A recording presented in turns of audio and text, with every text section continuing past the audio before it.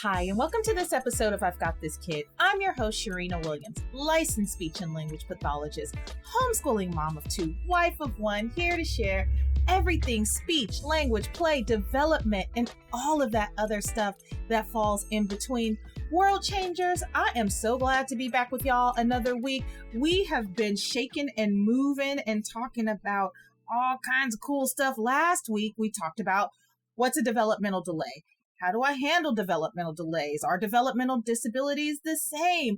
Is it appropriate to experience increased stress? And after doing that episode, I was 100% sure that I was going to devote the next 2 episodes, not one, but 2 episodes, talking about parent stress. Now, I gotta give my little caveat, my little disclaimer. I am not a clinical psychologist. I say every single episode at start that I am a licensed speech and language pathologist.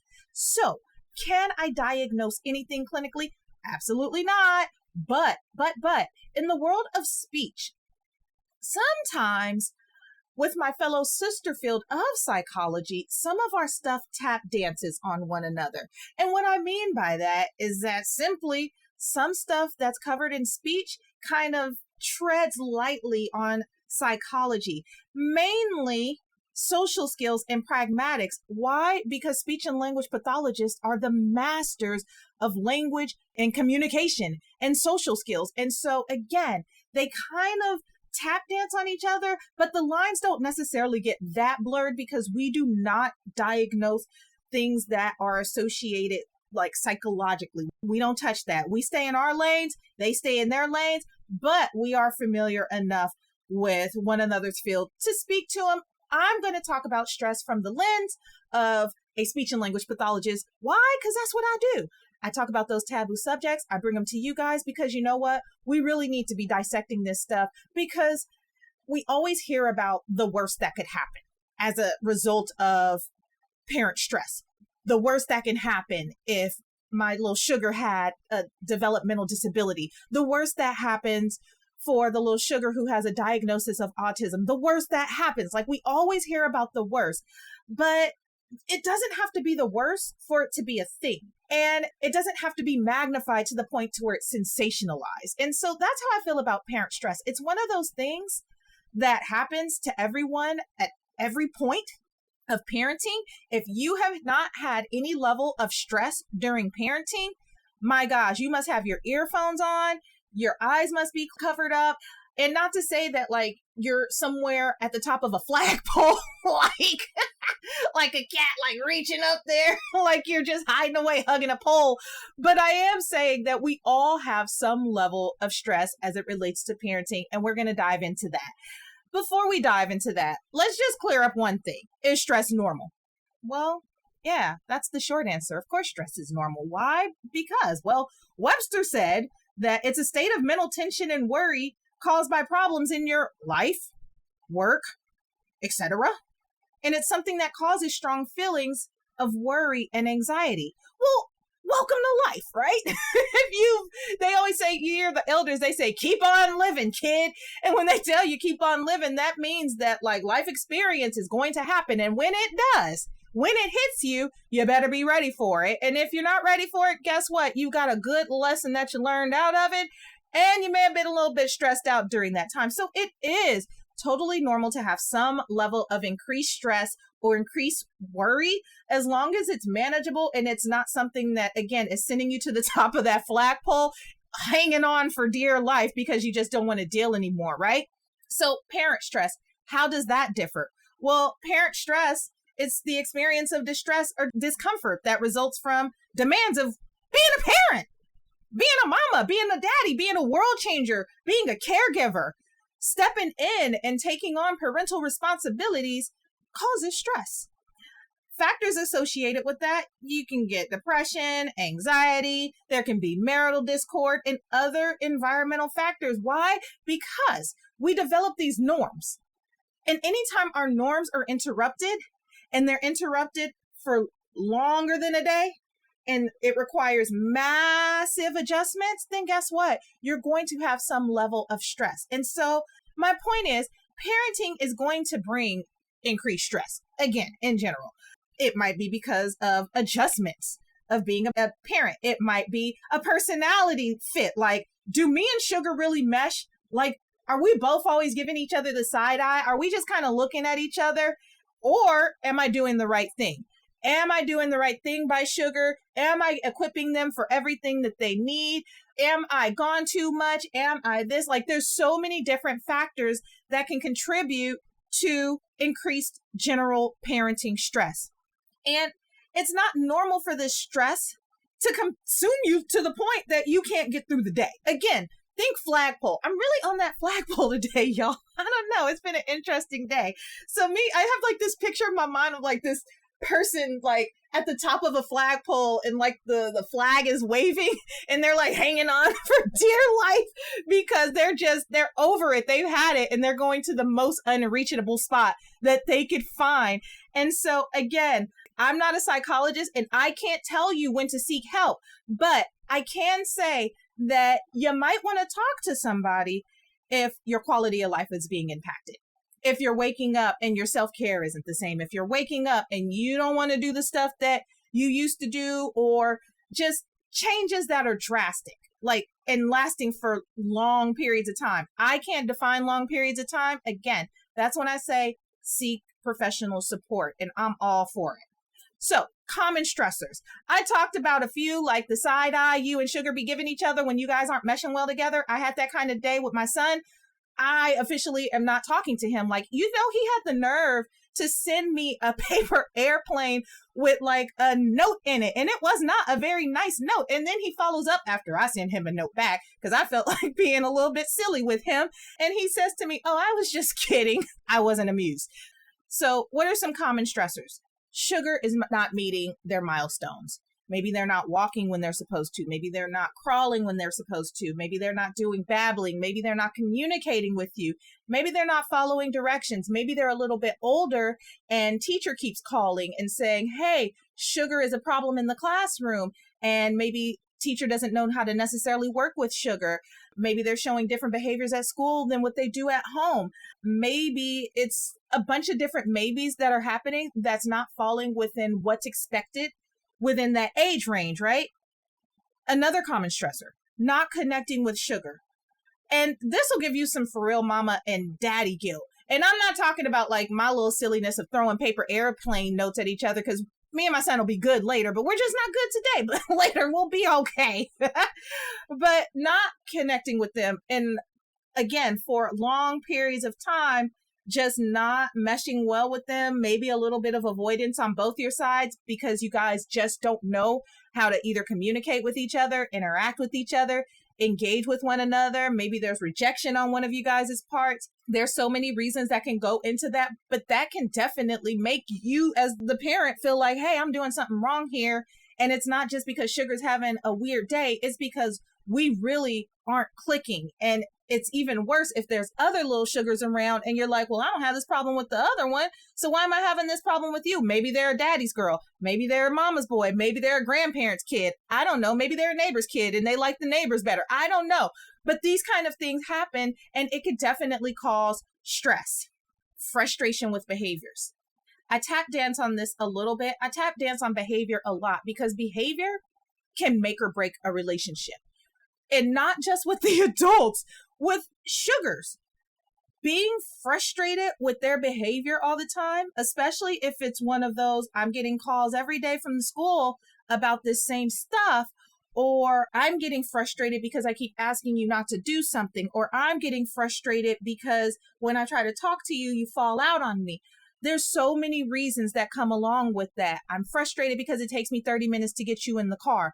I'm frustrated because when your little brother or sister are asleep, you decide it's a good time to get my pots and pans and play a drum solo real quick. That can be stressful. It can be frustrating. Those kind of behaviors, especially if they're happening persistently, can impact the relationship.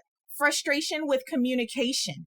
Oh my goodness. We're going to go deeper into this next week. So I'm just going to say frustrated with the ability to send and receive messages. And I'm leaving it at that because I'm diving deeper next week, y'all. I'm coming for y'all next week. Unsure about your Sugar's future. This one is a heavy one.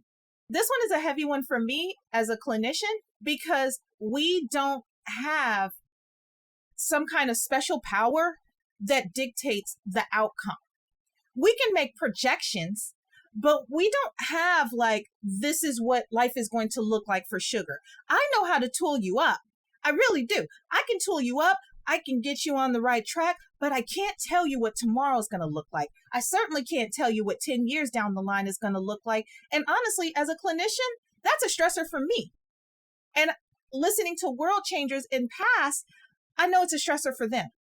But I've also learned that if I trust in the things that I'm doing today and I plan for tomorrow as much as I can, then everything will kind of work itself out.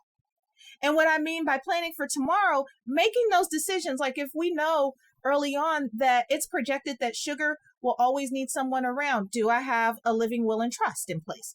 Where are they going to live if something happens to me? If I leave this earth before they do, who's going to take care of them?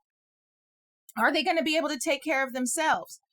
Who's going to handle the money to make sure? How is that going to be allocated? So that's what I mean by taking care of tomorrow's future, but also taking care of, am I hands-on today so I can be making so much progress that I'm minimizing these gaps as much as I can. And I'm doing everything that I can, and my team is doing everything that they can to really help decrease this load to where I can feel a little bit more comfortable and I can sleep a little bit better at night and not be so stressed out. You know, as other parents out there, that's one thing that in most cases for typically developing children, we don't have to worry about that. And I'm not talking about the 30-year-old that mom and dad kind of, you know, keep letting come back home and he's sleeping on the couch, but like he's totally capable of doing something for himself. Not that case, but I'm talking about real life, like, hey, my sugar is really going to need someone versus my very capable adult is making the decision and I'm allowing them to do nothing. So that's my laugh of the day. You see, I'm tickled by that. It's a real thing, y'all. Outsiders' perception. Outsiders' perception can cause so much stress. I did an episode maybe last year called The Cheap Seats. And the reason that I did that episode is because I think that people underestimate the value of their opinion, the value of the words that come out of their mouth, and how passive words that are not necessarily thought through can have an impact on the people that we love the most, the people that we have influence over, our outside community. We have to be careful about our own personal opinions, especially when we have a lack of knowledge. And within the field of developmental disabilities, if I got paid a nickel for every time some outsider had an opinion that just wasn't valid or true about somebody else's little sugar. And it is stressful because it makes a world changer not want to go out in the community because either they're feeling judged or they're feeling talked about or they're feeling shame or they're feeling laughed at or they're feeling whatever comes along with it, or the world changer who has the peers around, maybe the peers' kids aren't necessarily treating the sugar right, and the world changer has to worry about that. That's a lot to have to worry about just going outside on a play date. Not to mention life itself. Are these people going to treat my sugar right? If I drop my sugar off at school, is the staff going to treat my sugar right?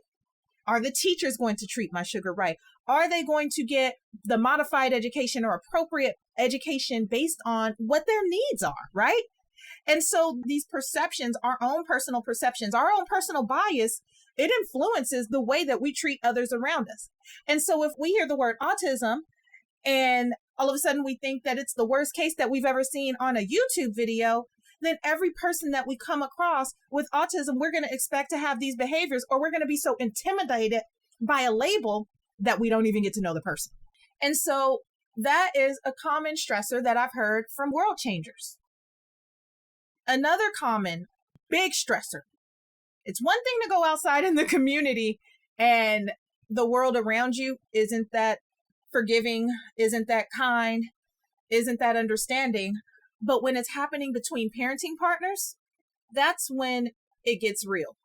When ideals don't mesh, when perception doesn't mesh, when values don't mesh, when attitudes don't mesh, when one world changer is carrying most of the load of dealing with appointments dealing with team meetings, dealing with drops off and pickups for a child who has services, multiple services. That gets difficult. It gets really, really difficult, especially if one world changer thinks that that's the responsibility of one and not both. And that only one of the world changers are supposed to be carrying out goals. And only one is supposed to be advocating. And because, one of us is good at that, then, the buck kind of gets passed. And so that can cause increased stress because it's always important. Typically developing, atypically developing, developmental disability, not a developmental disability, that you and your parenting partner are a safe space for each other to communicate your thoughts, your ideas, the most intimate things that you're feeling, whatever it is.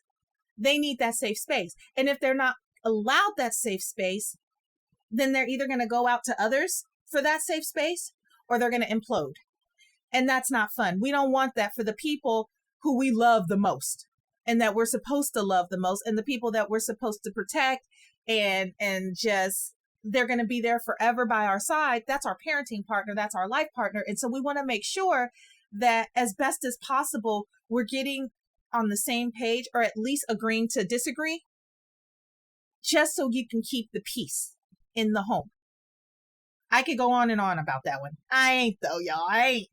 Collaboration with the child's team. If I say red, you say blue. If I say white and you say black, we're never going to get along. We're just never going to see eye to eye. If collaboration always ends up being some kind of contentious, you need to do what I say, you need to do what I say, and it's like a battle every time. It's an IFSP meeting. Every time it's an IEP meeting. Every time you're meeting with the child's teacher. Every time you're meeting with the doctor. Every time you're meeting with the therapist. If it is always World War I, that is stressful, because then you're not getting the tools that you need because you're not trusting them to give you the tools that you need. And you're having to go and find additional resources from other places to make sure that you're getting tooled up. And the final one is unrelated stressors that already existed. So before sugar came on the scene, before your parenting partner came on the scene, or after your parenting partner came on the scene, there was already some stressful stuff that was going on, and having a sugar with a developmental disability or having a sugar in general is causing this increased stress. And that can be to the tune of family dynamics, financial situations, living situations, if you're living insecure, personal health conditions. If you don't feel good all the time, having one extra thing that's going on all the time, and it's not just a seasonal stressor, that's difficult, right? Work insecurity, or new stressors that come along with having a sugar who has developmental disabilities, medical bills, child's health, balancing time with the other siblings. They're used to mom being around, dropping off and picking up, but all of a sudden every week you've got 3 or 4 additional hours of therapy that you have to get your sugar to make sure that you're keeping up with their stuff. That can be stressful. And I know that this is not an exhaustive end-all be-all list, but this is some common stressors that I've heard about over the years, and I've read about over the years, and I've experienced in clinic over the years. And with world changers that I've talked to, they've shared their experiences with me, and that is the stuff that they share on. And so you may be asking, like, well, you brought in a lot of stuff about developmental disabilities, and, I'm not sure I'm 100% sure if I agree that my parent stress has increased because my child has a developmental delay. Well, I will say that you may or may not. It's a maybe thing, right? That's like saying, because I fell off of a bike, I'll never ride again. And everybody who fell off a bike said that they're never going to get back up on a bike and ride again. That's one of those things to where you can't overgeneralize. You really can't. There's so much research about parent stress, it's ridiculous as it relates to sugars who have developmental delays. Because honestly, other clinicians want to know, is this a factor and how do we help support it? Is it directly because of the developmental delay, or is it some other factor? Like, what can it be? And so what research has found is that World changers just vary. They're on different sides of the pendulum. It just depends on where they fall. It depends on their situation. It has nothing to do with socioeconomic status or anything like that. But different people have different kinds of reactions that, I guess, determine whether or not they react a certain way or if their stress increases. So some world changers, they deny it and pretend like the developmental disability or the developmental delay, it doesn't exist. It's not a thing. And if it's not there, then I don't have to deal with it. Others think that honestly, it adds something special to the family. And I've seen it do both. I've seen both. And finally, others are neutral and they're just like, hey, what do I have to do? Like, yes, this is stressful, but what do I need to do to get, the ball rolling? How do I help? And so again, that stress that can happen within any of those areas, it's just contingent on the person. Like, you can't say that because your sugar has a diagnosis of autism, I don't expect you to have some increased load of stress. I do expect you to have increased responsibilities, a different parenting experience, at least initially, because of therapies. Typically, developing children typically don't go to a bunch of therapies during the week. They don't have to worry about ABA or speech or occupational therapy or physical therapy or whatever else that they need. They don't have to worry about 504s. They don't have to worry about IEPs. That's just one thing that typically developing children or parents of typically developing kids don't have to worry about, but that doesn't mean that they don't have their own stressors and their own things that they have to deal with, like airplanes flying at their head. And I'm not saying that's synonymous, so don't send emails, y'all, okay? But I'm just trying to make light of what can be a heavy situation. So I say all that to say that it's not everybody's experience to have increased stress, but it really is a thing. So for me, what I think it really comes down to is based on your own personal attitude and perception, the outlook of your child, personal worries and fears, attitudes about the disability, challenging some of those belief systems, right? Learning more and really learning your sugar to see who they really are. And another one is really belief in your sugar's ability to learn and thrive. A willingness to also dig in and learn your sugar. And that should happen with your sugar irregardless. Like, it shouldn't be because they have a developmental delay that you're really trying to dig in there. Like, no matter who your sugar is and who they come out to be, like, you should be trying to learn them. They're interesting people. They're fun. The team supporting you on the journey, that's another important one. Your team should be there supporting you to make sure that that stress isn't increasing.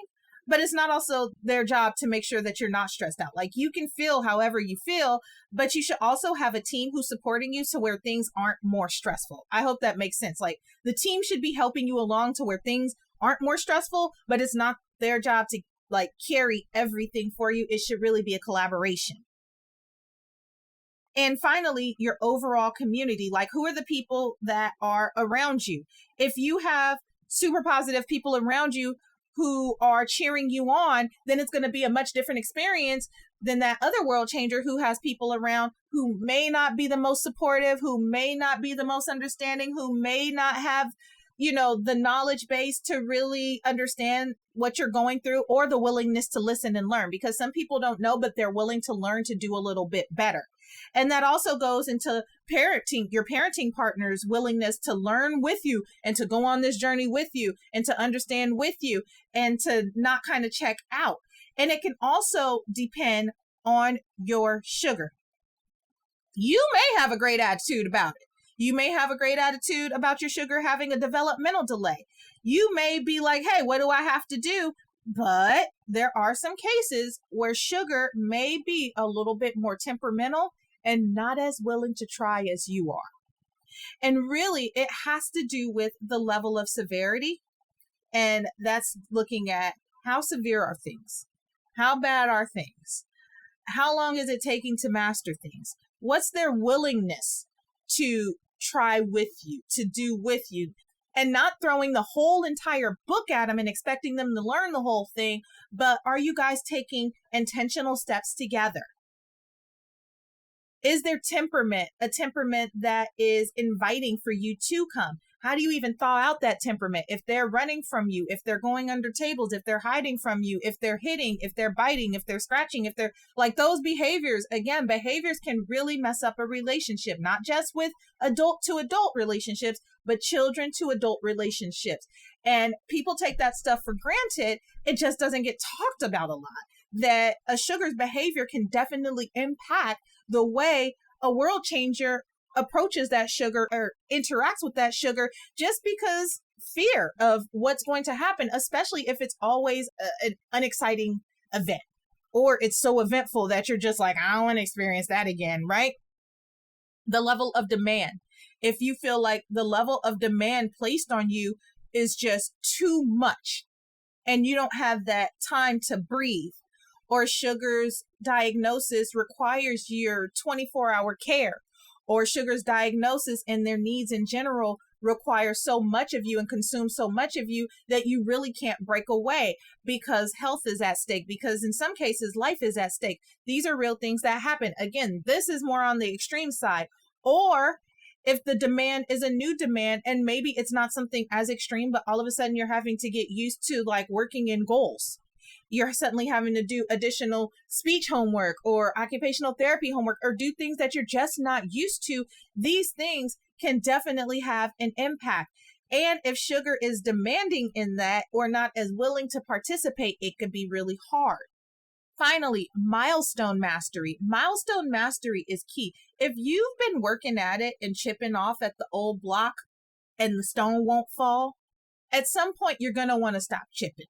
At least you're going to want to stop chipping the same way that you were chipping, right? You're going to try to find something else. Do I need to use a hammer? Do I need to use a pick? Do I need to use a fork? What do I need to use to make progress, right? And so if sugar isn't necessarily making the progress that you expect them to make in a reasonable amount of time and what you consider reasonable or what your team considers reasonable, or the projections start looking much different than they did when they were 18 months versus 36 months, it can really get stressful. Because again, that worry starts coming in of like, what is the future going to look like? But again, we can plan appropriately to make sure that everything is set in place and we can keep chipping off the old block in different ways using different tools. How can I manage parent stress? This is the most important part of the show. For me, it is the most important part of the show. I have had so much fun talking about this topic. And I know you're like, how do you have fun talking about parent stress? Because I like bringing to light the stuff that tends to stay in the dark. I don't want nobody on top of that flagpole losing it, right?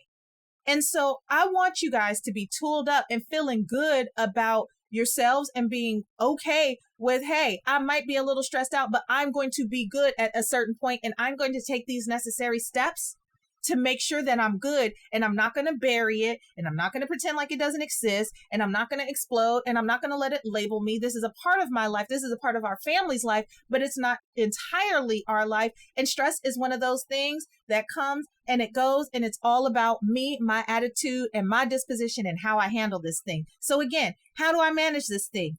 Identify specifically what's causing you stress. You can journal about it. You can talk about it.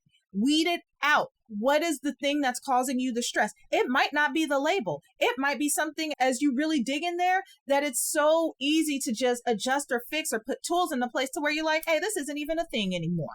Maybe it's changing a therapist. Maybe it's changing a routine. Maybe you don't like the way your morning routine goes. Whatever it is, identify that thing that's causing that stress. And if it's multiple things, then start working on at least one. Acknowledge the things that you can and cannot change. I don't think we give ourselves enough credit for the stuff that we can actually change. Like, you can't change a baby waking up in the middle of the night wanting to eat, but you can ask your parenting partner to take some of the night shifts, right? You can't change sugar needing to go to their therapies, but you can ask somebody who's around you that you love and trust to support you. Take a day out of the month. Take a week out of the month. Get people on board. These are real practical things that you can do. You can acknowledge that these adjustments, they're pretty normal, right? There's going to be things about your life before sugar, and there's going to be things about your life after sugar that's going to change. I don't care, like, who you are, something should be changing about your life. And yes, the initial, like, oh my God, this stuff is changing, it's stressful, like, oh my gosh, are they going to keep crying? Oh my gosh, are they going to be doing this? Oh my gosh, right? But seriously, things are going to change. And so, like, that natural stress of getting used to new routine, that is all it is new routine. Allow yourself to ebb and flow. Go with it. It's okay. It's okay. And balance out your old life with your new life. Don't feel like you have to do everything that you did pre-sugar now. And don't feel like you have to escape everything that you did pre-sugar now. Find that balance, because you really don't want to lose yourself. You want to maintain a part of yourself that speaks to your gifts, that speaks to whatever makes you feel alive, that speaks to the best you that you are. Find safe community. I cannot overemphasize that enough. I don't know what part of the world you're on who's listening, but I do know here in the States, it has been quite interesting the way that the pandemic has played out state by state, region by region, even city by city in some cases. I mean, you're either living life like nothing's really going on and you're not missing out on community too much, or you're kind of polarized and isolated and, there's a lot of demands on staying at home, or you're somewhere in between that and you have access to be out in the community, but you haven't tapped into community that speaks to your situation. Find that community. Find other moms and dads in the same boats. Find other families. Don't be an island. Don't be a shell. Don't be by yourself. Don't be hidden away by yourself and you end up on that flagpole and we're all trying to get you down. Like, what's wrong? We could have helped you. Why didn't we know? Why didn't we know that this was going on? Why didn't we know that you felt this way? We've known you for 30 years and all of a sudden we're finding out that you're feeling this way because of why. If you have community around that you can trust and will listen, please tap into that. Seek resources. Church, parent groups, associations, whatever it is that you need to get you to decrease your stress. Tap into that.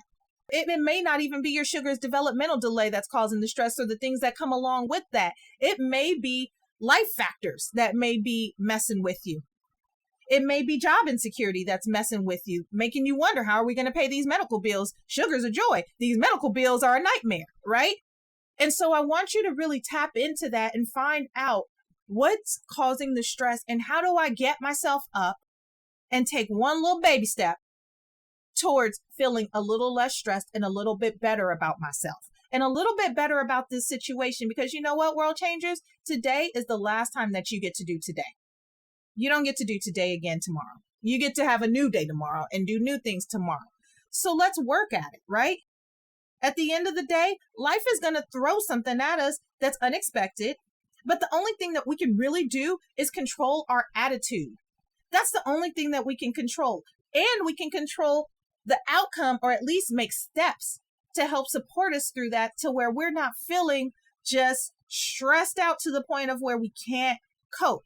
And it's ludicrous to believe that just this aspect of our emotions should be ignored. Stress and experiencing stress is just as important as experiencing the best day of your life, because life happens, experience happens. It makes us stronger. It makes us wiser, but we don't want to carry it on our backs to the point of where it becomes a hindrance to us, right? Don't be an island. I recommend you not to be an island. I also recommend that if you're in that place to where you're like, I am beyond myself to do anything that you mentioned to do, please, world changer, seek professional help. Don't take it for granted. Seek an ear that will listen to you, that you mesh well with, that you can trust, at least trust with that information that you want to share. Safe, quiet community, right? Find that for me, world changers. Find it for me. World changers, you guys make life happy for me.